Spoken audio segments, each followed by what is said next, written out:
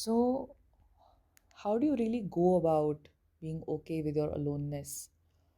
Now, one can just sort of think about maybe reading some spiritual books on it and trying to understand who you are and why you are, and maybe meditating is a great idea to get started on it.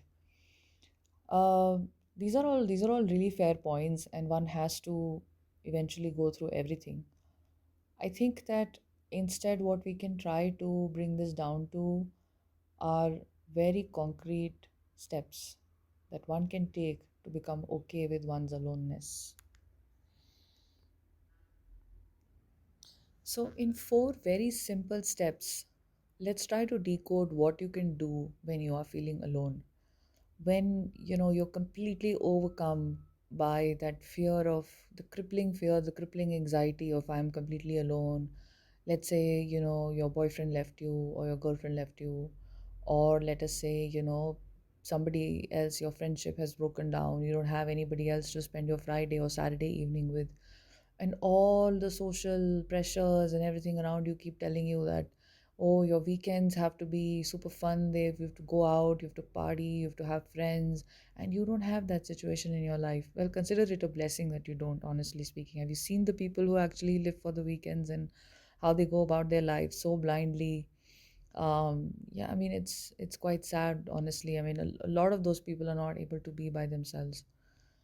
So, simply speaking, I will tell you this: the first thing that you need to do is that when you're feeling very overwhelmed, you take out a pen and a paper or a diary and you write down what you're feeling.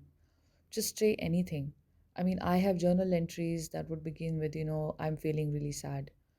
That's the first sentence. Or I feel awful, or I feel angry, I'm very hurt, I'm crying right now. Whatever, I mean, whatever it is, just write it down. Let it pour into pages and pages if it has to. Let's say you take 15-20 minutes, half an hour, I mean, whatever you want to take. Write it down with a pen and a paper. Don't type it on your phone. Let it have that very manual effect of, just writing it down as you learnt it through your schools.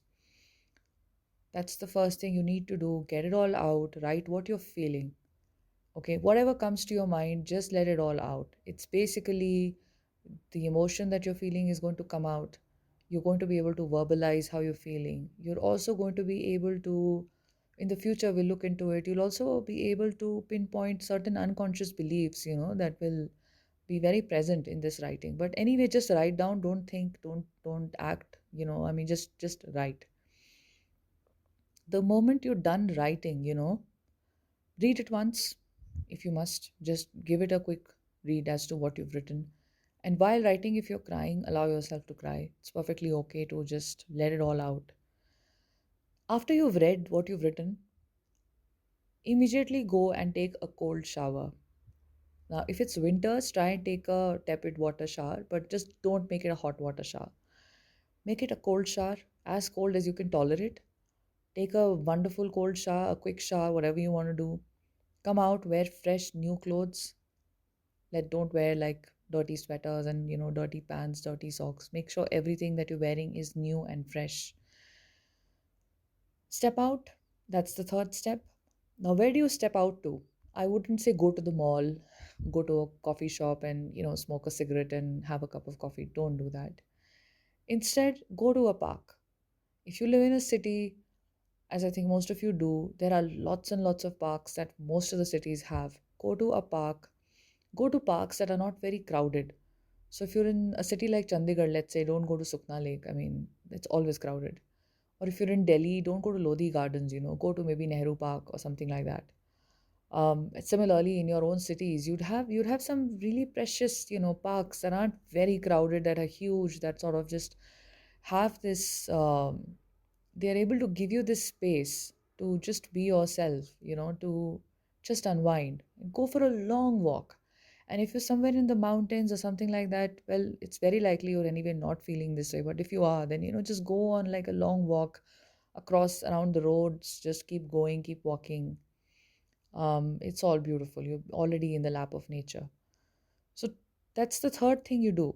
And when you're on this walk, if it's still daytime, if it's before 5 o'clock, 5:30, let's say it's still during the day, just try to take your shoes off, take your socks off, and hold them in your hands if you must, and just walk barefoot on the grass. Let your feet feel the soil, the grass underneath you. Breathe the air that is around you. Feel the wind if it's blowing. Look at the sun, hear all the sounds that, be conscious and just hear the sounds. Allow yourself, because you've already written down what you wanted to, write about, and that is already taken care of. You've taken a shower, so you're in a fresh energy. So now is the time. You have an empty space within you. Your energy is cleaner, your mind space is cleaner. Allow this clean space that you have now to just experience life around you as it is. Don't question it. Just listen to birds, listen to the sounds of crickets or, other insects. Keep walking barefoot. Walk barefoot for as long as you can. If you find like mud and wet mud especially, try and soak your feet in it. Just connect with the earth, because don't forget your body essentially has come from the earth. So at a very primal deeper level, you'll feel extremely connected. Allow yourself to do that, and once you're okay and you feel better, wear your shoes again and just maybe jog for a little while, maybe 10-15 minutes. Give yourself just some physical exercise. That always helps you clean up the extra mental energy that one develops because of overthinking and everything, and just sort of become okay with it. Then come back home, and once you've had your dinner or you've had your meal or whatever it is, and you're back into just feeling slightly, I mean, I'm pretty sure that by this time you are in a very positive energy space. So let's say it's evening time, or it's the time when you're about to go to sleep or something on the same day, and you're still there are still remnants of what you went through and what you were feeling, and obviously your belief systems have not changed suddenly overnight, but you've had some temporary respite. So now is the time for you to know that you're never really alone. It's just that the fact that you were looking for company and comfort in other human beings around you, and you were placing certain expectations based on societal conditioning, your own upbringing, your own experiences, your own observations, of the world around you. You had created these expectations and you were trying to get them met from other people around you. It doesn't, and obviously that did not work for you.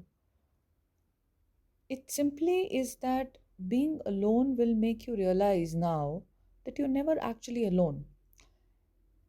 Life in itself is very interconnected. When you walked on the soil and on the grass and everything, you anyway realized this, that whatever you're breathing in is coming from the plants. What you're breathing out is going back to the plants. You're walking on the earth from where you've come. One day your body will go back to the earth and will help these plants grow. There's already an interconnectedness at place. So if you want, just talk. Talk to yourself, talk to your higher self. If you believe in God, you believe in your deity, talk to the deity. If you believe in angels, talk to the angels. Just say angels or deities or anybody around, who is there to guide me, my life guides, my spiritual guides, my guru. Call anybody that you have faith in, and just talk to them.